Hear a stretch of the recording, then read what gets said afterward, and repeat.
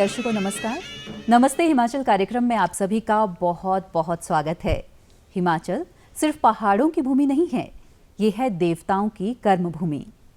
यहाँ पर हर पर्व एक संगीत उत्सव है और यहाँ की अगर बात की जाए देव परंपराओं की, तो ये देव परंपराएं जो हैं इनमें बसती है रीति रिवाजों और आस्था की आत्मा।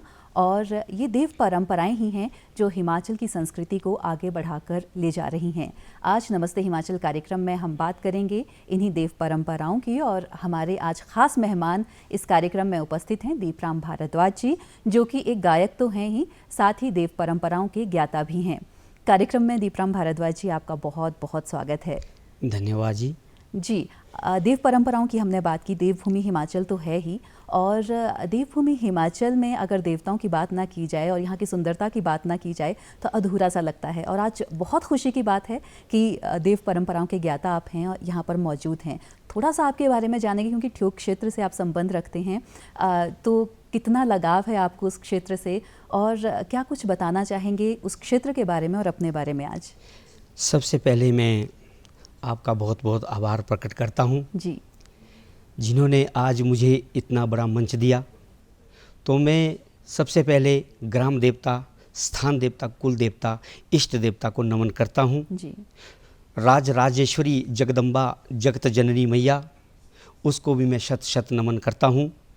सबसे पहले मैं अपना परिचय आपको दूँ, इससे पहले मैं आपसे 2 मिनट का समय चाहता हूँ कि मैं जो ग्राम देवता, स्थान देवता, कुल देवता, इष्ट देवता का उसको नमन कर सकूं। जी बिल्कुल।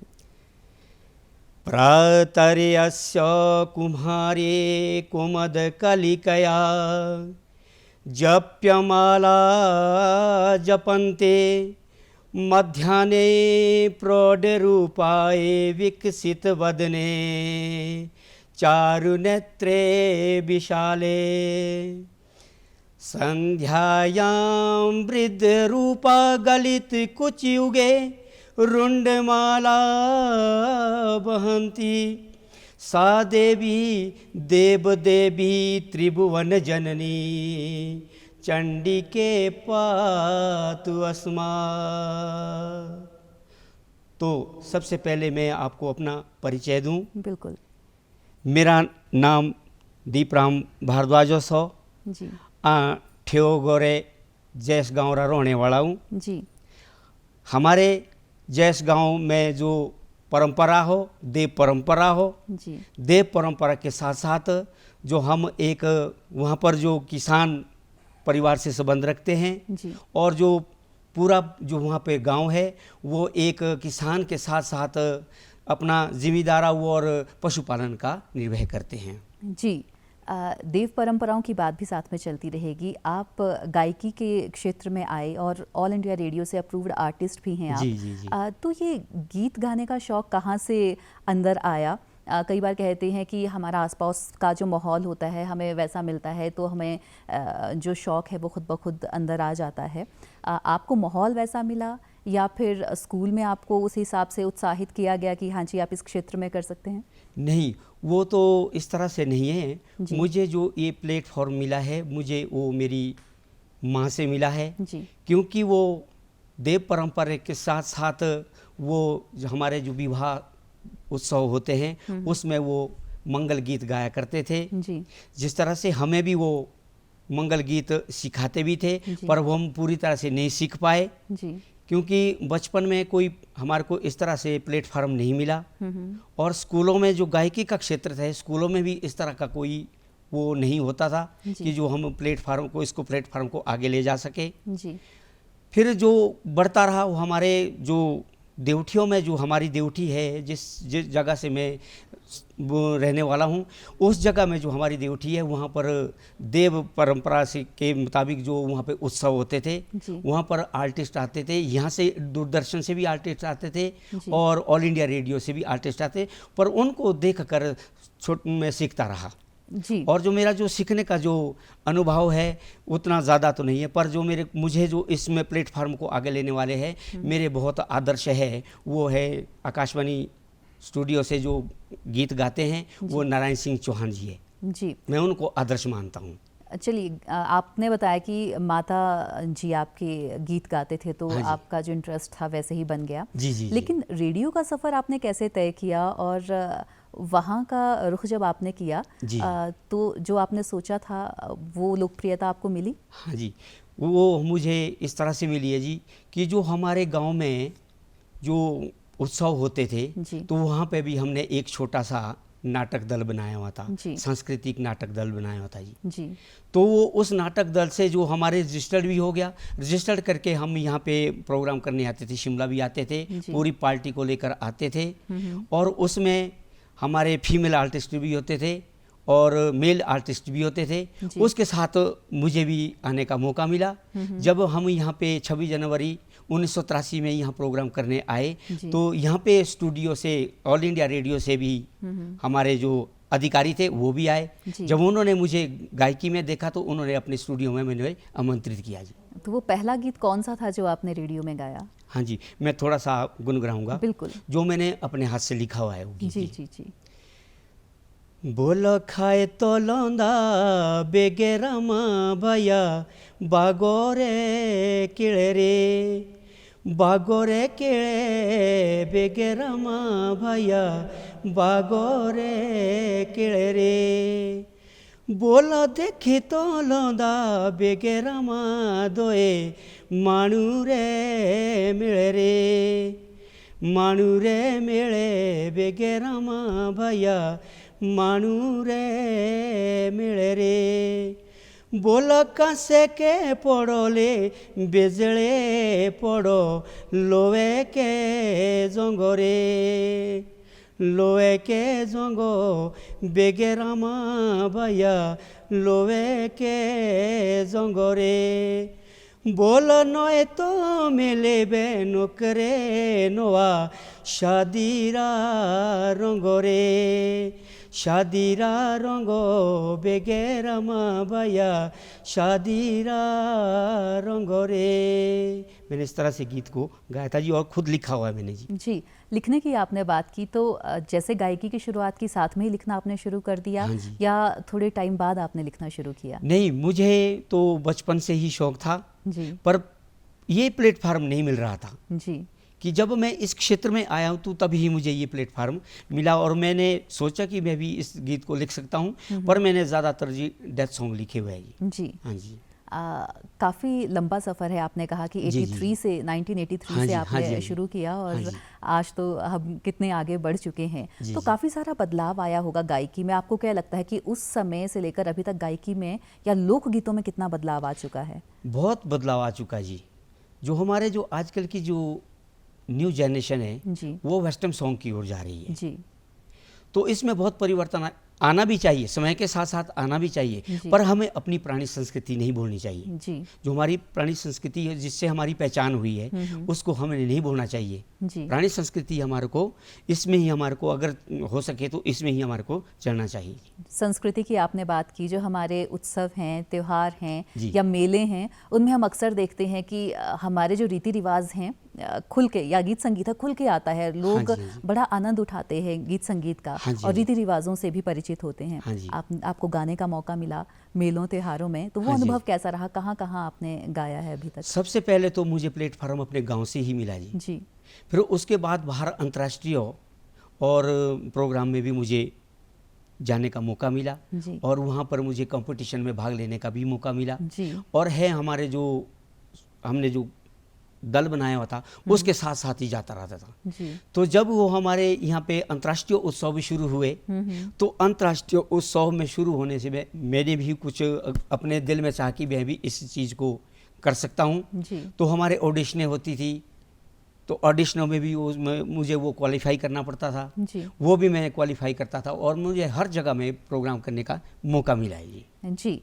चलिए, मेलों त्योहारों पे फिर से आएंगे। हाँ जी। अब थोड़ी सी देव परंपराओं की बात करते हैं। जी, जी, जी। हिमाचल जो है काफ़ी बड़ा क्षेत्र है, विविधता भी देखने को मिलती है, और जैसा कि मैंने शुरुआत में कहा कि कर्म भूमि है हमारा जो हिमाचल है देवताओं की। हाँ जी। तो ये जो देव परंपराओं की बात की, आखिरकार ये देव परंपराएं हैं क्या? इनकी पृष्ठभूमि क्या है? मुख्य आधार क्या रहता है? क्योंकि जो हर एक क्षेत्र की जो देव परंपरा है, मुझे लगता है थोड़ा उनमें डिफरेंस रहता है। तो जी। आप कैसे इसे विस्तृत तरीके से समझाएंगे? देखो जी, सबसे पहले तो मैं ये बोलता हूँ कि जो देव परंपरा होती है वो गांव में ही होती है। जी क्योंकि जो गांव में इष्ट देवता होते हैं, हमारे कुल देवता होते हैं, जी। वो गांव से ही शुरू होती है। जी और इसमें भी थोड़ा सा भिन्न है कि एक देव परंपरा गांव से होती है, जी। एक मंदिर और देवठी जो हमारी जो परंपरा जो गांव में होती है उसको देवठी कहा जाता है। जी देवठी जो चीज़ है वहाँ पर जो देवता जो विराजमान रहते हैं वो चिन्ह रूप में होते हैं। जी जिस चिन्ह रूप में ही हम उसकी पूजा अर्चना करते हैं जी।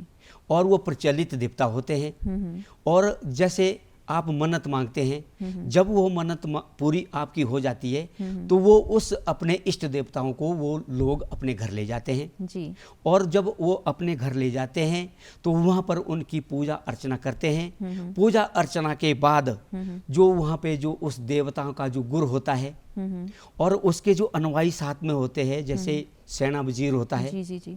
और वो गुर उस सेना तक अपनी बात देववाणी से उनसे संवाद करता है। जी और वो जो सेना वजीर होता है वो लोगों तक उसको पहुंचाने की, उन्हें शुभ आशीर्वाद पहुंचाने की वो कोशिश करता है। जी। आपने कहा कि देवताओं का एक गुर होता है, तो हाँ जी। उसका चयन किस प्रकार किया जाता है कि ये देवताओं का गुर है? कैसे पहचानते हैं लोग?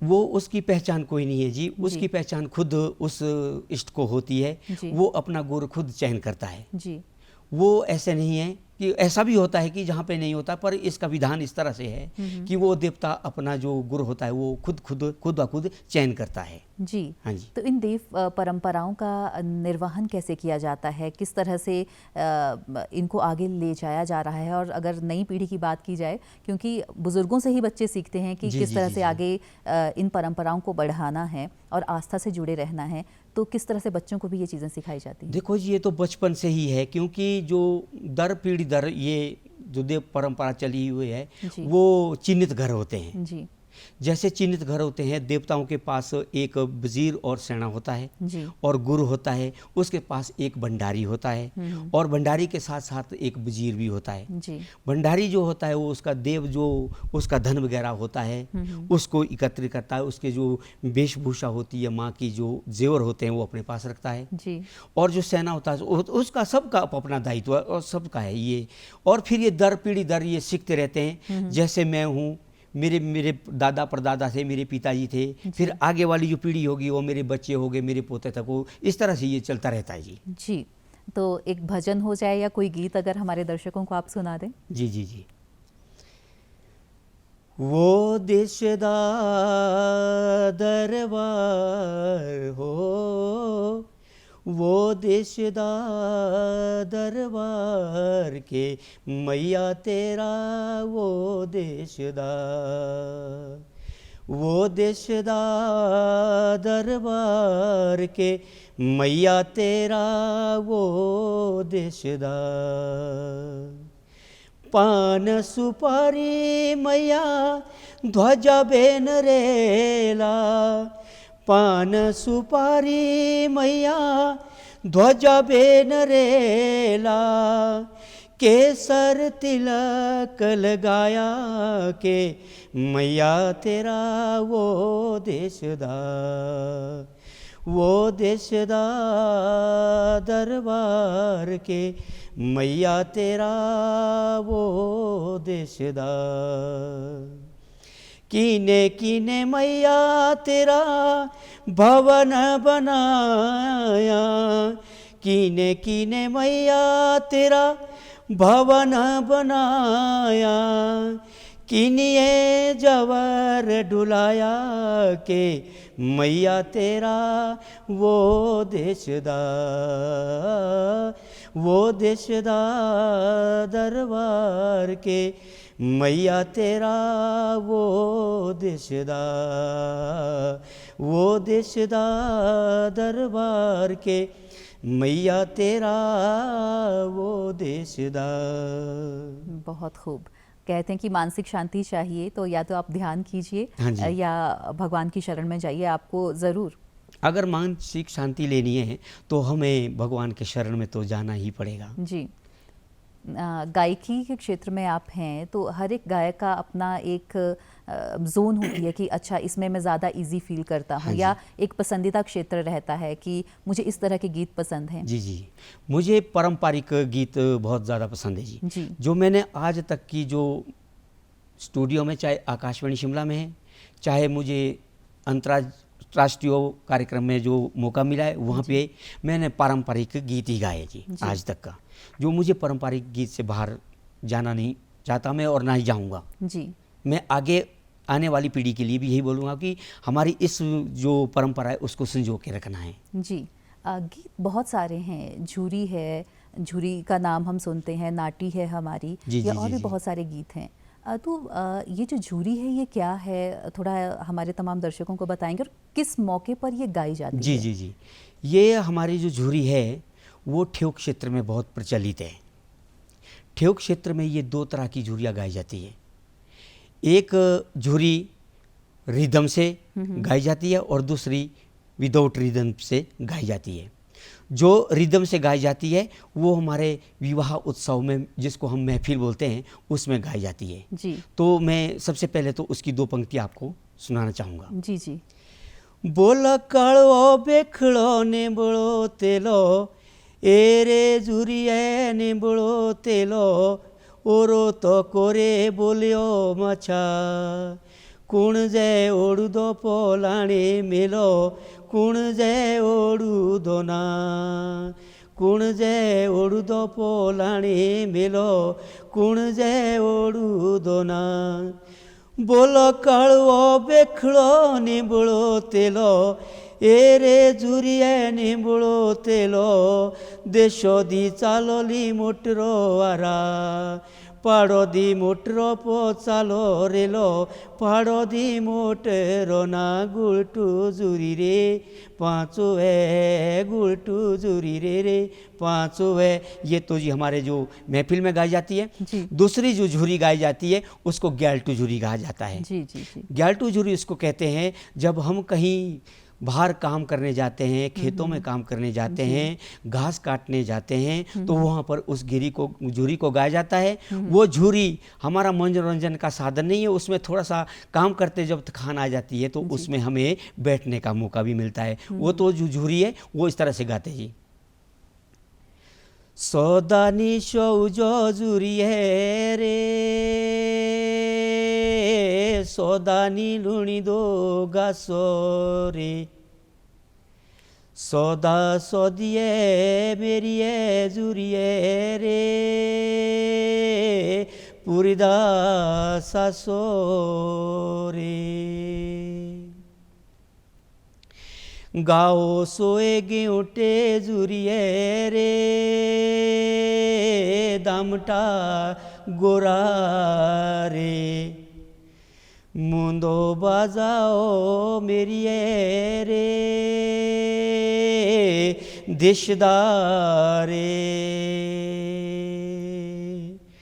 डाड़े कटे झुरिए रे, पांगटा पोरा रे, डाड़े कटे झुरिए रे, पांगटा रे, खोड़ खरेड़िए झुरिए रे, खोड़रा बांधा रे,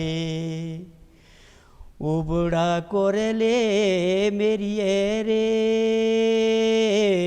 मोटा रे, खोड़े नहीं मेरिए रे, किंदिए तेरा जांदा रे, खोड़े नहीं मेरिए रे, किंदिए रे। तो इस तरह से ये हमारे झुरियाँ गाई जाती है जी। जी, बहुत खूब, बहुत आनंद आया। और संदेश दिए जाते हैं झुरी के ज़रिए, एक जगह से दूसरी जगह तक पहुंचाया जाता है। हाँ जी। नाटी की बात करें, नाटी के बिना हमारा जो हिमाचल है उसका नृत्य, चाहे संगीत की विधाओं को भी ले लिया जाए, अधूरा सा लगता है। जी, जी, जी। नाटी कितनी तरह की है? क्या आपने नाटी भी गाई है? अगर गाई है तो कौन सी है? और कितनी दिल के करीब है आपके? थोड़ा प्रकाश डालिए, पूरा विस्तृत तरीके से बताइए हमें कि नाटियाँ कितने प्रकार की हैं और किस किस मौके पर कौन सी नाटी ज़्यादा प्रचलित है? हाँ जी, हाँ जी। तो जो नाटी का जो आपने जो ये प्रश्न किया है, बहुत जी। अच्छा प्रश्न है। जी। तो नाटियाँ जो हमारे हैं जी, ये 3-4 किस्म की नाटियाँ गाई जाती है। जी। हमारे जो मेले उत्सव में जो गाई जाती है, वो कुछ और तरह से गाई जाती है। जी। और जो हमारे जो शादी विवाह उत्सव में गाई जाती है, वो महफ़िल में, वो महफ़िल की कुछ और नाटियाँ गाई जाती है जी। जी, जी। उस तरह से सब गीत गाए जाते हैं, ऐसा तो नहीं है कि हमारी जो महफ़िल में गीत सारे नहीं गाए जाते, सब तरह के गीत गाए जाते हैं जी। जी। उसमें तावड़ी नाटी है, वाह। और उसमें हमारे जो है ठोडा नृत्य भी गाया जाता है। जी। हमारे जो पहाड़ों में प्रचलित है ठोडा नृत्य है, जी, जी। वो भी गाया जाता है। तो अलग अलग रिदम से अलग अलग इसमें हर क्षेत्र में गाया जाता है जी। जी, तो एक नाटी आपसे सुनना चाहेंगे जिस पे हमारे तमाम दर्शकों के कदम जो है थिरकने शुरू हो जाएं। जी जी जी। मारे देखना नजारा ही में बेचोलोरा, ही में चोलोरा। मारे देखना नजारा ही में बेचोलोरा, ही में चोलोरा। सतलुजो ब्यासोरी नदिए गाणे चंदर ना भागा, हो गाणे चंदर ना भागा। शिंबलेरिया जाखुआ मंदिरा, शिंबलेरिया जाखुआ मंदिरा, तांदा दिलेड़ू ना लगा। हिमे बेचोलोरा, हिमे चोलोरा। मारे देखना नजारा हिमे बेचोलोरा, हिमे चोलोरा। मारे पाड़ो दीबे ऊंचड़ी बाइयो, होली उतड़ी ना कोठी, ओ होली उचड़ी ना कोठी। मारे हिमे चोलो रे देरो दी बाइया, होली उचड़ी ना कोठी, होली कुकड़ी नी रोटी। सौदा सोदिए मारे बेदेशोरी, खाओ कुकड़ी री रोटी। हिमे बेचोलोरा, हिमे चोलोरा। मारे देखना नजारा हिमे बेचोलोरा, हिमे चोलोरा।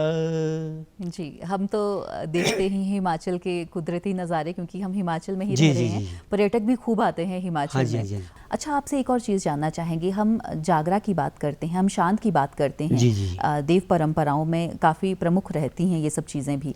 तो ये थोड़ा एक्सप्लेन करेंगे आप कि ये जागरा क्या है, शांत क्या है? जी। ये भी 2 तरह के हैं जी। जी। जो जागरा है, जागरा हमारे इसके जो टाइमिंग है, वो साल में 2 साल में हर देवटियों में मनाए जाते हैं। जी। जागरा वो चीज़ होता है कि जिसको जगराता कहा जाता है। जी।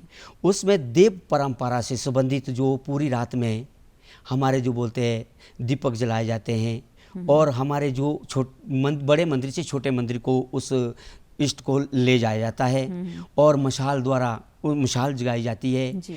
वो जागरा बोलते हैं कि उसको हमारे अपनी भाषा में बोलते हैं कि नैरेप्रेशी। नैरेप्रेशी होती है जो वहाँ पे पूरी तरह से उजाला पूरी रात रहे, और वहाँ पे पूरी उस देवताओं की इष्ट की 4 पहर में पूजा होती है। जी। वो उसको तो जागरा कहते हैं। जो शांत है वो जी थोड़ी सी अलग है। वो शांत तब होती है जब हमारे जो बड़े मंदिर होते हैं, जब उसमें या तो हमारे देवरा होता है, छोटा देवरा होता है, जब उसमें शिखा पूजन होता है। शिखा पूजन मीन्स होता है कि जब उसमें कुर्ड लगता है, कुर्ड बोलते हैं, जो ऊपर के हमारे जो पूरे मंदिर के ऊपर जो एक लकड़ी का बड़ा सा होता है, उसको कुर्ड बोलते हैं हम अपनी लैंग्वेज में। जब वो लगता है, जब वो नया निर्माण होता है, देवरे का निर्माण होता है, चाहे मंदिर का हो, तब उस जगह पर, उस स्थान पर शांत का यज्ञ किया जाता है। जी। ये जो आपने शांत का बताया, देवता हाँ जी। भी आपस में मिलने आते हैं, तो ये कब कब मिलने आते हैं और क्यों मिलने आते हैं, इसका रीज़न थोड़ा आप बताएंगे? जो तो मिलने की देवताओं की मिलने की, वो तो ऐसा नहीं है कि भाई मिलने का स्थान है। वो तो मिलने के लिए जो जैसे हमारी देववाणी में बोलते हैं, खेण बोलते हैं, जी। तो उसमें भी मिलते हैं। जैसे आपका इष्ट देवता है, मेरा इष्ट देवता है, जब हम मन्नत मांगेंगे तो वो जो देवता है आप अपने घर उस देवताओं को ले जाएंगे, वहाँ पर भी उनका मिलन होता है जी। उस खीण में। तो जैसे शांत में तो उस देवताओं को, तो जैसे हमारे देवता तो आते हैं, देवता के साथ साथ माता का होना भी बड़ा ज़रूरी है जी। तब वो शांत का जो होता है वो पूर्ण यज्ञ पूर्ण हो तभी होता है, जब तक माँ नहीं आई, माता नहीं आई। जी, आपने कहा कि देवता घर भी आते हैं जी। तो किन किन चीज़ों का ध्यान रखा जाता है जब देवता को घर बुलाया जाता है? जी जी। काफ़ी बड़ा उत्सव रहता है ये, तो किस तरह से सेलिब्रेट करते हैं तमाम गांव के लोग? उस तरह से करते जी, उसकी देव आस्थाओं बहुत बड़ी है जी। उस देव आस्थाओं से सब लोग जुड़े भी है, क्योंकि है भी है, स्वाभाविक भी है। अगर लोगों में आज तक डर रहा तो उन्हीं देवताओं का ही रहा है। जी। हमारी भाग दौड़ जिंदगी है। जी। जब हमारे इस तरह से जो गांव में जो उत्सव होते हैं, देव यज्ञों के उत्सव होते हैं, तो उसमें अगर वो नौकरी करने दिल्ली भी रहता तब भी वो आएगी, क्योंकि आस्था बनी हुई है जी। उस आदमी की। जी। जब आस्था बनी हुई है तो वहाँ पर हर चीज़ों का वो ध्यान रखना पड़ता है। जी, जी, जी। जब वहाँ जाएंगे तो वहाँ पर जो हमारे जो जब अंदर जाते हैं, अंदर जाने की भी दो तरह के ही होते हैं कि अगर तो आपका बाहर मिट्टी के देवताओं की पूजा करनी है तो मिट्टी में भी राज रहेंगे।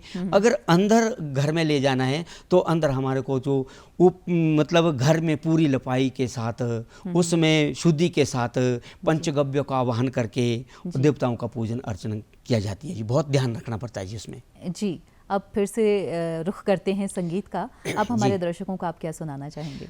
मैं आपको एक गीत सुनाना चाहूँगा जी। कि जो एक नायक और एक नायिका से संवाद करता है। जी। तो वो डेथ सॉन्ग भी है, कही जा सकती है, क्योंकि जो एक हमारे जो ये सॉन्ग है वो जो औरत है वो सती भी हुई है। इस गीत के माध्यम से यही है कि भाव है कि वो सती भी हुई है। जी। तो मैं आपको ये थोड़ी 2-3 पंक्तियाँ बिल्कुल, सुनाना बिल्कुल। चाहूँगा। बोला रोंदे लागे चेखिए गे हाटुआरी टीरे के बड़ियाओ माटिए पो हाड़ियो बजीरे। बोला रोंदे लागे चेखिए गे हाटुआरी टीरे के बड़ियाओ माटिए पो हाड़ियो बजीरे। बोलटीर पड़े हाटुआरे बे लोबरू दोए कालिए चई बादले चेखिए मोए। बोलटीर पड़े हाटुआरे गे लोए रे सरू कालिए बोलू बागरे बरेशणे डरू। बोलटीर पड़े हाटुआरे गे लोए रे सरू कालिए बोलू बागरे बरेशणे डरू। बोला रोंदे लागे चेखिए गे हाटुआरी टीरे के बड़ियाओ माटिए पो हाड़ियो बजीरे। बहुत खूब। लिखने का जादू आपका कब से? 19 साल से आपने कहा कि आपने गायकी शुरू कर दी। हाँ और जी। लिखना भी शुरू कर दिया। हाँ जी जी। मेलों में आपने गाया। कौन सा गीत है जो जितने भी हमारे दर्शकों की बात की जाए या फिर मेलों में जितने भी भीड़ होती है, उमड़ती है हाँ जी, हाँ जी। देखने के लिए और सुनने के लिए कि अच्छा इस गायक की आवाज़ को हमने सुनना है, कौन सा गीत लेकर आए हैं, किस गीत को सबसे ज़्यादा पसंद किया गया आपके? मैं जो सबसे पसंद करता हूँ जी, वो है हमारे पारंपरिक गीत आता है जी। वो 16 मात्रा में गाया जाता है जी। तो 16 मात्रा में गाया जाता है कि बहुत विशेष जगह में गाया जाता है जी। जी। तो मैं थोड़ी सी पंक्तियाँ इसकी भी जी, आपको जी, सुनाना चाहूँगा। केंदे मरे चिए चाली बेदाड़ी ये राणा तो बोलो मिए धामीरा केंदे मरे चिए चाली बेदाड़ी ये राणा तो बोलो मिया धामीरा केंदे मरे चिए चाली बेदाड़िए केंदे मरे चिए चाली बेदाड़िए मस तो खाया तेरा मसीए हाड़ो बेच देना चाली बेदाड़िए मस तो खाया तेरा लकुए हाड़ो बेच देना। जी, आजकल आप क्या लिख रहे हैं? क्योंकि आपने कहा कि लिखने का काम आपका चलता रहता जी, है जी, जी, जी। और 60 साल से ऊपर की उम्र भी हो चुकी है, तो कैसे समय निकालते हैं अपने इस शौक को जिंदा रखने के लिए आप? देखो जी, शौक ये है तो अब जब शौक है तो इसमें तो निकालना पड़ेगा, पर जो मेरा जो शौक नहीं है, मुझे इस तरह से कि मैं क्या सीखूं, मुझे मेरे अंदर की ये भावना है कि भाई मैं क्या सीखूं। मुझे ये नहीं कि मुझे सिखाने वाला कौन है। जी जी। मुझे एक अगर छोटा सा आदमी भी है, छोटा सा कलाकार भी है, उससे भी मैं सीखता हूँ। मेरे आदर्श रहे डॉक्टर महेंद्र राठौर जी जी और किशन वर्मा जी। ये गायकी के क्षेत्र में हमारे एक बहुत बड़े महान आदमी हैं। जी मैं इनसे भी सीखता हूँ, जी। जबकि मैं उम्र में बहुत बड़ा हूँ, पर मुझे ये है कि मैं इनसे क्या सीखूं। बिल्कुल। मैं उनको हमेशा पूछता रहता हूँ जी कि मैं इस गीत को गाऊं या ना गाऊं। जी पिछले कल भी मेरी किशन वर्मा जी से बात हुई, जी। नारायण सिंह चौहान जी से बात हुई, बिल्कुल। इसी बारे में, संगीत के बारे में, कि मुझे थोड़े से आप बताते रहना कि भी जब जब भी मुझे मौका मिले मैं आपसे कुछ सीखूंगा। तो वो मुझे वो सिखाने की कोशिश भी करते हैं, जी क्योंकि जो मेरा इसका गायकी का क्षेत्र का जो गुरु है कोई नहीं रहा। जी मेरे गायकी का क्षेत्र मेरे नारायण सिंह चौहान जी है, और मेरा छोटा सा दल जो होता था वो ही है। जी। पर मुझे शौक है जी, पर मैं इसमें निकाल लेता हूँ जी। जी, संगीत की बहुत सारी विधाएं हैं, संगीत का क्षेत्र बहुत विस्तृत जी, है। जी, जी। ठियोग क्षेत्र से आप संबंध रखते हैं। अगर ठियोग और सिरमौर की बात की जाए तो ठोडा जो है वो काफ़ी प्रचलित है। जी, जी, और जी। हमने झूरी की बात की, नाटी की बात की, अब ठोडा की बात ना करें तो बड़ा अधूरा सा लगेगा। जी, तो जी, जी। इसे थोड़ा सा एक्सप्लेन करें और इसके बारे में भी कुछ सुनना चाहेंगे आपसे। क्योंकि जो आजकल का जो मंथ चला हुआ ना जी, जी हमारे ये अप्रैल से शुरू हो जाता है। ठोडा का जो हमारे यहाँ जो प्रचलित है जी जी। वो जून तक चलेगा। क्या बात है। और हर देवठियों में हर जगह अब अपने इसको जो ठोडा खेलने वाले उनको खूंद कहा जाता है। अच्छा। तो वो खूंद पाशी और शाठी है, दो दल होते हैं। जी और कौर और पांडव का ये जो कौरव और पांडव की जो विरासत थी, जो कौरव और पांडव की थी, कौरव और पांडव की याद भी दिलाते हैं। बिल्कुल। तो ये हर जगह में ये ठोडा गीत गाया जाता है, ना कि वो ठोडा जोबड़ी में गाया जाता है, पर कि और क्षेत्र में भी गाया जाता है, शादी ब्याह में भी गाया जाता है, हर क्षेत्र में गाया जाता है। थोड़ा सा मैं ठोडा थोड़ा नहीं, हम आपको अच्छे से सुनेंगे आपसे। जी हाँ जी।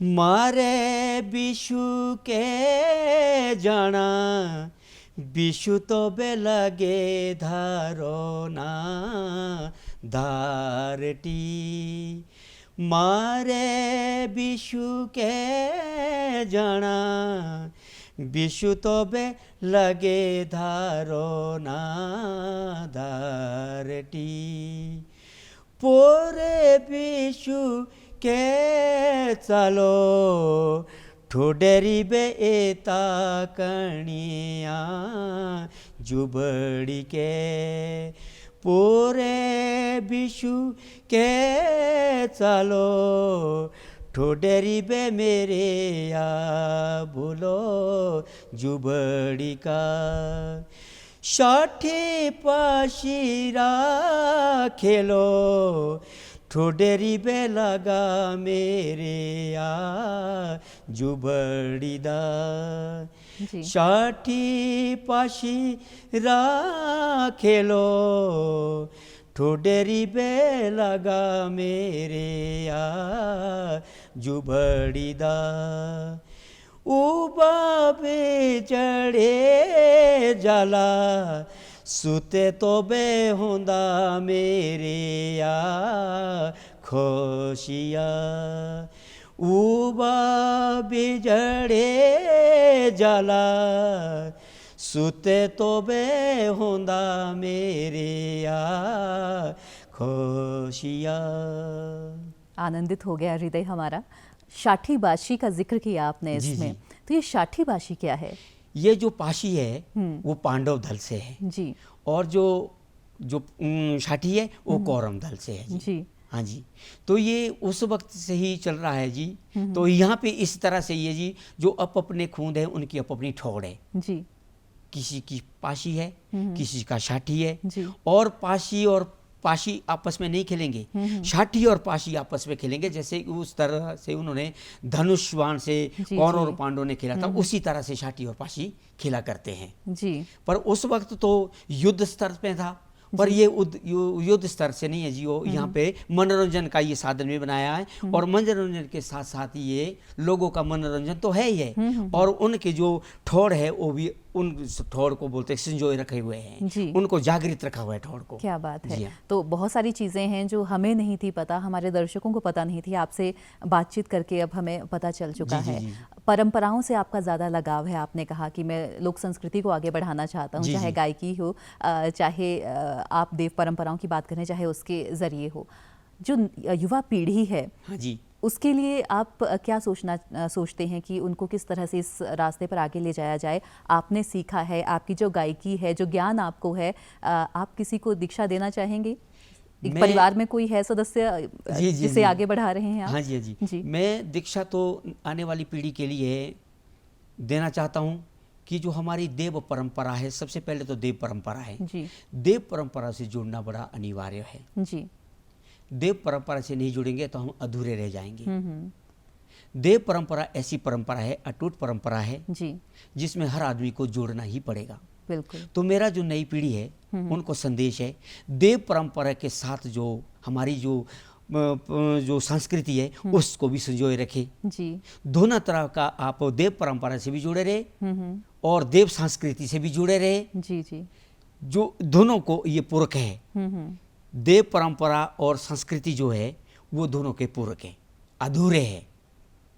जब हम इसको साथ लेके चलेंगे तो देव परंपरा भी और देवताओं का मान सम्मान भी रहेगा, और जो हमारी संस्कृति वो भी जीवित रहेगी।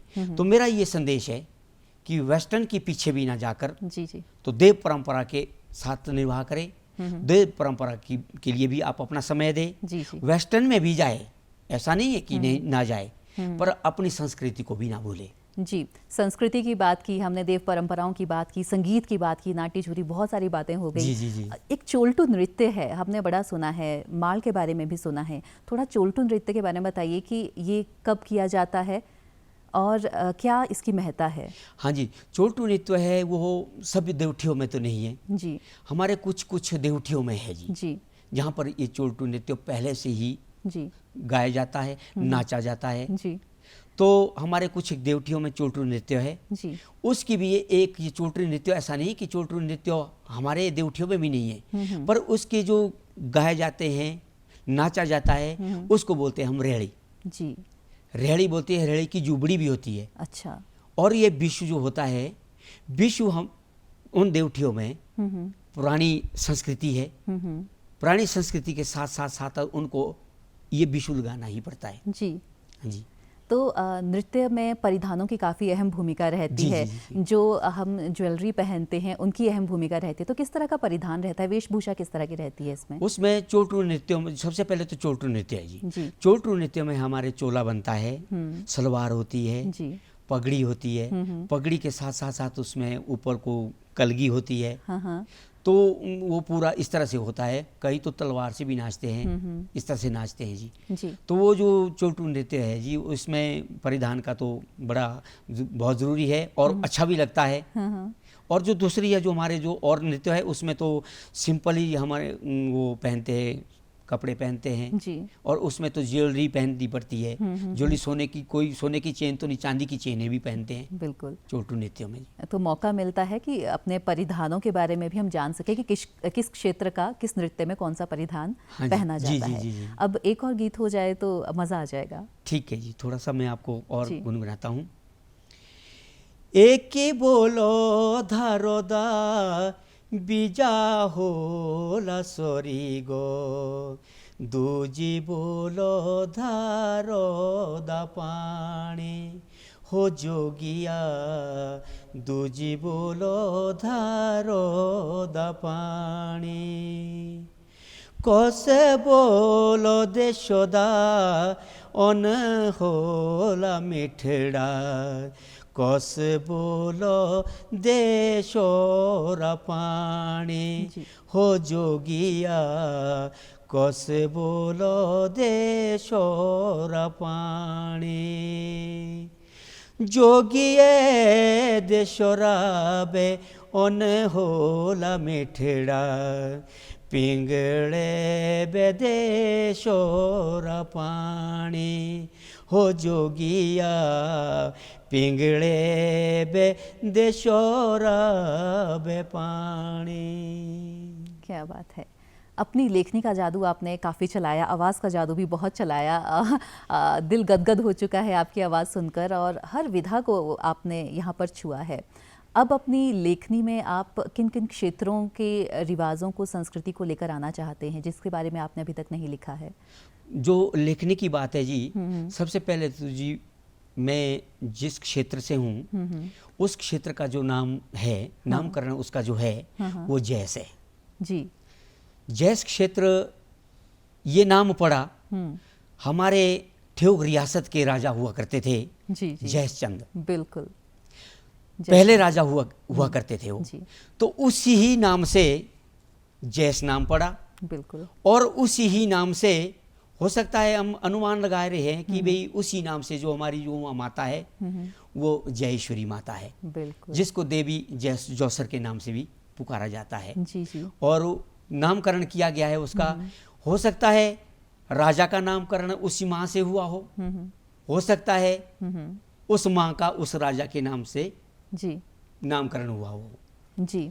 तो सबसे पहले जो आपने ये प्रश्न पूछा है तो मैं इसमें ज़्यादा तो नहीं आपको बता पाऊंगा क्योंकि जो इस क्षेत्र है पारंपरिक क्षेत्र है जी। पारंपरिक क्षेत्र में अलग अलग बिलग जगहों में हर तरह से ये जो उत्सव होते हैं वो भी मनाते हैं। जी। हर तरह के जो भी कोई कार्यक्रम होते हैं अलग अलग बिलग देवठी में अलग अलग दर्शाए जाते हैं जी। जी। आप युवा वर्ग को कोई संदेश देना चाहेंगे कि अगर वो संगीत के क्षेत्र में आते हैं तो कैसे परिपक्वता पा सकते हैं इस क्षेत्र में और सही राह उनके लिए क्या रहेगी? क्योंकि कई बार हम भटक जाते हैं, सही राह हमें ना मिले तो समय बर्बाद होता है लेकिन वो परिपक्वता नहीं आ पाती है संगीत में। नहीं आती जी, जी। परिपक्वता कहाँ नहीं है जब हम इस चीज़ से जुड़े नहीं हैं। जी। तो अगर तो ये गांव की बात बोले, घर की बात बोले तो मेरे ये दर पीढ़ी दर ये आगे विरासत चली हुई है जी। मेरे माताजी इस क्षेत्र से थे। जी जी। विवाह गीतों से लेकर फिर मुझे उसमें आने का शौक हुआ।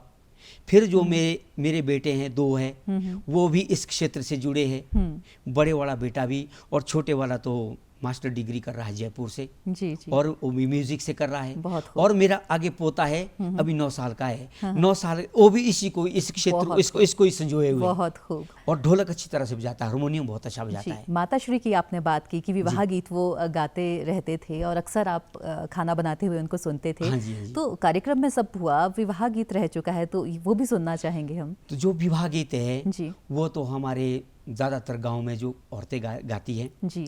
तो औरतों के साथ साथ ऐसा नहीं है कि मर्द नहीं गाते, पर ज़्यादातर हमारे इस गीत को औरतें गाती है। पर मुझे इस तरह से पूरी तरह से इसको गाना नहीं आएगा, पर मैं थोड़ी कोशिश फिर भी बिल्कुल बिल्कुल कर सकता हूँ। जी। सबसे पहले जो निमंत्रण होता है, निमंत्रण सबसे पहले विवाह में निमंत्रण होता है। निमंत्रण देते हैं हमारे इष्ट देवता को, गणपति को देते हैं। फिर दूसरे उसके बाद कुल इष्ट को निमंत्रण करते हैं। जी। फिर उसके बाद कुल पुरोहित को करते हैं। फिर उसके बाद हमारे निकट संबंधी होती है, गांव बरादरी के होते हैं, रिश्तेदार होते हैं, उनको निमंत्रण करते हैं। तो उस सबसे पहले जो गणपति के जो पूजा करते हैं उसमें जो गीत गाते थे, मेरी माँ जो गीत गाती थी उस तरह से गीत गाते थे। जी। पलिए न मंत्रो जय गणपति देवते, ऐसी पूजा गणपति देवते दुजे नेउदा जय कुळ देणा इष्टो के ऐसी पूजा मिठड़े बोले। इस तरह से गाते थे जी, पर मैं अच्छी तरह से नहीं निभा पाया जिसको, क्योंकि वो 1983 में 87 में मेरे माता जी का देहांत हो गया था। उसके बाद मुझे ये प्लेटफार्म नहीं मिला, पर जो ये जो थोड़ी जो मुझे मिली है वो विरासत जी थोड़ी ये मुझे मेरी धर्मपत्नी से मिली है, वो भी आजकल विवाह गीत गा रही है। हम पूरा परिवार इससे जुड़ा हुआ है जी, पूरा परिवार इसमें। बहुत खूब, बहुत खूब। यानी कि संस्कृति को हिमाचल की आप बढ़ाने का कार्य कर रहे हैं और बहुत काबिले तारीफ ये बात है। लिखते हैं आप, कब लिखते हैं? क्योंकि लिखने के लिए कई कहते हैं कि शांत वातावरण चाहिए या सुबह सुबह, या कई बार चलते फिरते ही जहन में कोई ख्याल आया और उस पर लिखना शुरू कर देते हैं। आप कब लिखते हैं? मुझे लिखने का समय मुझे रात को ही मिलता है जी। दिन में मुझे भाग दौड़ बहुत होती है जी, देवताओं से संबंधित काम करना पड़ता है जी, और कहीं किसी क्षेत्र में जाना पड़ता है, और मेरे छोटा पोता है उसको स्कूल ले जाता हूँ, ले आता हूँ, और जो मुझे समय मिलता है वो शाम को ही मिलता है जी। मैं दिन में सोच लेता हूँ कि मुझे आज लिखना ही लिखना है, क्योंकि जो मुझे लिखने का है बहुत पहले से शौक भी है, और मैं दूसरे क्षेत्र से भी जुड़ा हुआ हूँ, देव के साथ साथ से भी जुड़ा हुआ हूँ, और मैं जो हमारा जो पुरोहित कार्य का काम है वो भी करता हूँ। काफ़ी बिजी शेड्यूल रहता है हाँ जी, आपका। उसमें जन्म कुंडली से लेकर वो भी मैं बनाता हूँ जी। तो ये शाम को ही इसमें लगता है जी। हाँ जी। तो चलिए, संध्या के समय है या फिर रात्रि के समय आप कार्य कर रहे हैं, लेकिन बहुत खूब लिख रहे हैं और गा भी रहे हैं, तो एक और गीत ज़रूर बनता है अब। मैं आपको थोड़ा सा 2 पंक्तियों में ये गीत सुनाऊंगा जी।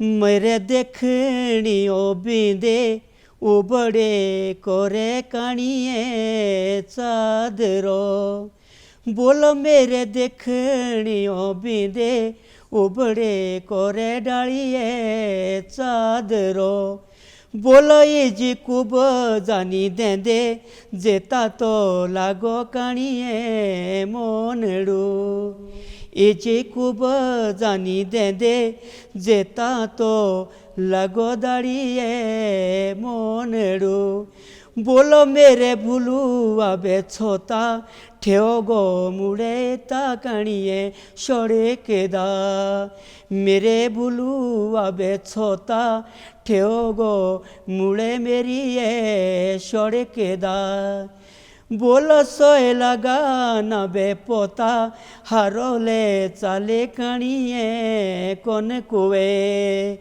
सोए लगा ना बे पोता हारोले चाले कानिए कौन कुए, बोलो दो बाबू दिया बेहड़े कुनोरी एता मेरी ये सेरेदा, दो बाबू दिया बेहड़े कुनोरी एता मेरी ये सेरेदा, बोलो मांगो कुब जाचो वेड़े कौन को मांगो मेरी ये चाकुरे, मांगो कुब जाचो वेड़े कौन को मांगो मेरी ये बे चाकुरे। मज़ा आ गया, बहुत मज़ा आ गया, दिल बाग बाग हो गया, हम तो यही कहना चाहेंगे। संस्कृति को लेकर, गायकी को लेकर हमारे तमाम दर्शकों को कोई आप संदेश देना चाहें, या अपने भविष्य की आगे की प्लानिंग्स क्या हैं, क्या कुछ करना चाहते हैं आप, वो थोड़ा बताएं। तो मैं तो संदेश तो आने वाली पीढ़ी के लिए ही बताऊंगा जी, और मैं सब अपने परिवार में भी बताऊंगा, बाहर भी बताऊंगा कि इस संस्कृति को संजोए रखना जी, यही हमारी पहचान है जी। हमारी जो पहचान है वो इसी जो पुरानी संस्कृति है जी जी, इसी से ही है हमारी जी। जी। मेरी तो यही सबसे निवेदन रहेगा। जी जी, दीपराम भारद्वाज जी, आप कार्यक्रम में आए, आपका बहुत बहुत धन्यवाद। और अपने तमाम दर्शकों से हम यही कहना चाहेंगे कि आप यूं ही देखते रहिए दूरदर्शन हिमाचल। और नमस्ते हिमाचल कार्यक्रम में हम आपको छोड़े जा रहे हैं दीपराम भारद्वाज जी के इस गीत के साथ। चलते चलते एक गीत। हाथ काटा पोईनी दाचिए मेरे रोए नजरो तांदे, हाथ काटा पोईनी दाचिए मेरे रोए नजरो तांदे, हाथ काटा पोईनी दाचिए मेरे रोए नजरो तांदे, आंबे रोए ता देख दे मेलो थिबे ओड़ुवे लांदे, आंबे रोए तांबे देख दे मेलो थिबे ओड़ुवे लांदे।